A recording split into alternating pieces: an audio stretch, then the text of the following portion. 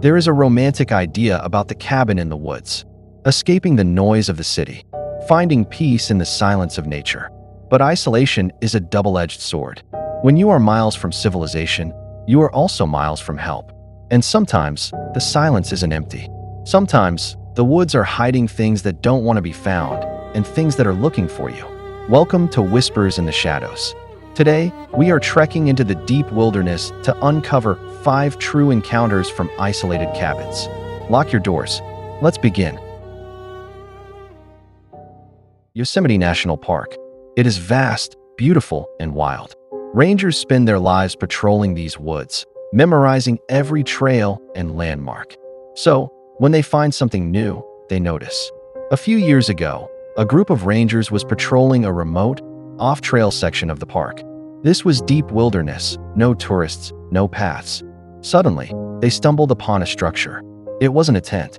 It was a cabin, but it was built with such advanced camouflage that you could walk past it 10 times and never see it. It was built into the environment. The rangers were baffled. Building a permanent structure here is highly illegal and nearly impossible without being seen. They approached with caution, hands on their holsters. They entered. The air was stale. Inside, it wasn't a survivalist shelter. It was strange. There were personal items, but no food. There were notebooks filled with incoherent ramblings. It felt like someone had just left moments ago.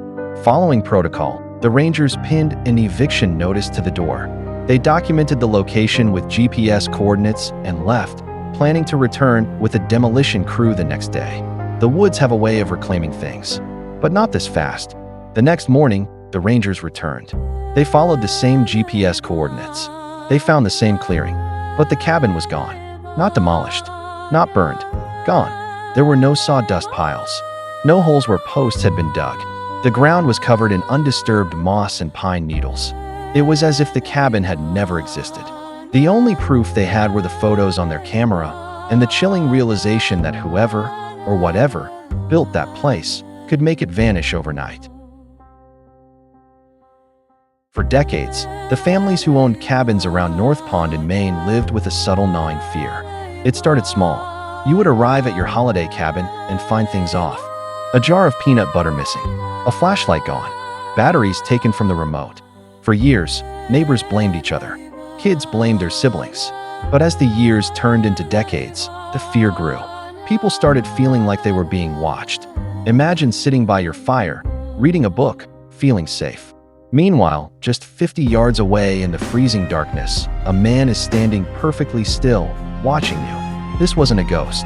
This was Christopher Knight. For 27 years, he lived in the woods without speaking to a single soul.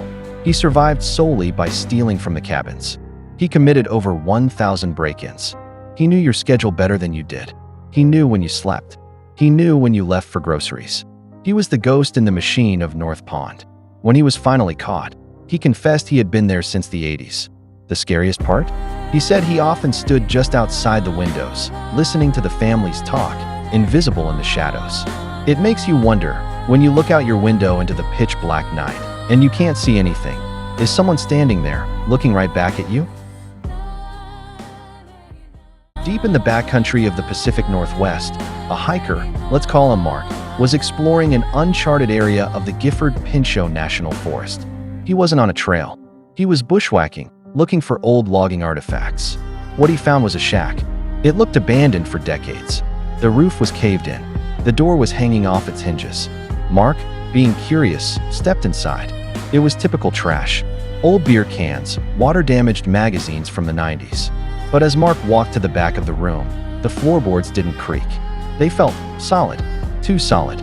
He noticed the back wall didn't align with the exterior dimensions. He pushed on a piece of plywood, and it swung open on hidden, well-oiled hinges. The air inside the hidden room was cold, and it smelled like bleach. Unlike the rotting main room, this space was clean. There was a single metal chair bolted to the floor. Mark's flashlight swept the wall. Bolted into the studs were heavy iron shackles. And on the floor, near the chair, was a small table with a surgical tray. This wasn't a relic. The hinges were oiled. The floor was swept. Someone was using this. Mark didn't investigate further. He ran. He scrambled back through the brush, tearing his clothes. not stopping until he reached his truck 3 miles away. He led authorities back to the site 2 days later. They found the shack. They found the false wall. But the room behind it? It was stripped bare. No chair, no shackles, just holes in the wall where the bolts had been, and a fresh smell of bleach. We often fear what is outside the cabin, but sometimes the danger is already inside with you. Sarah and Dave rented a high-end cabin in the Smoky Mountains for a winter getaway. It was perfect, secluded, luxurious, and completely private. Or so they thought. On the second night, Sarah woke up. She heard a sound, not the wind. It was a rhythmic scratching coming from below them. Dave dismissed it as rats or settling pipes. But the next day, things were moved. A phone charger was unplugged. The milk was left on the counter. Sarah felt a draft coming from the hallway closet. She pushed the coats aside and found a small, waist-high door. It was locked from the outside with a simple latch. Curiosity got the better of them. Dave unlatched it. It opened into a crawlspace that ran the length of the house. He shined his light inside.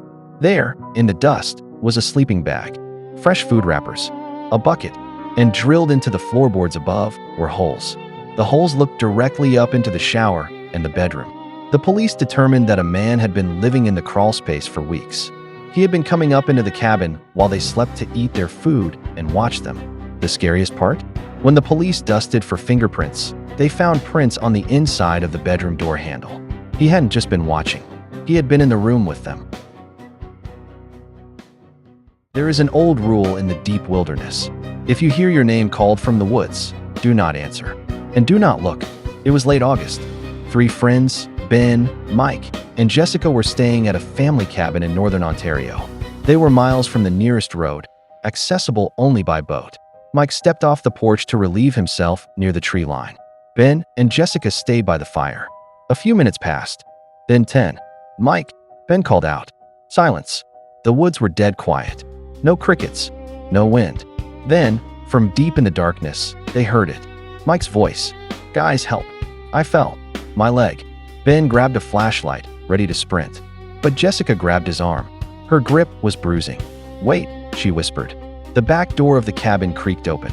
Mike walked out, holding a fresh beer. Sorry guys, bathroom was occupied, he laughed. Ben froze. He looked at Mike. Then he looked back at the black wall of trees. From the darkness, the voice screamed again. Same pitch, same tone, but wrong. Help me. Ben. Jessica. It knew their names. They didn't investigate. They ran inside, locked every deadbolt, and covered the windows. For the next 3 hours, the thing in the woods circled the cabin. It tapped on the glass. It mimicked Ben's voice. Then Jessica's. And finally, it just laughed. A dry, mechanical laugh that didn't sound human at all. We go to the woods to find ourselves. But sometimes, we find that we are not the only ones searching. Whether it's a hidden room, a phantom structure, or a voice in the dark, the isolation of a cabin strips away the safety of the modern world. Which of these stories unsettled you the most? Have you ever found something in the woods that didn't belong? Tell us in the comments below. If you want to sleep with the lights on tonight, give us a like, hit that subscribe button, and ring the bell. Until next time, stay out of the shadows.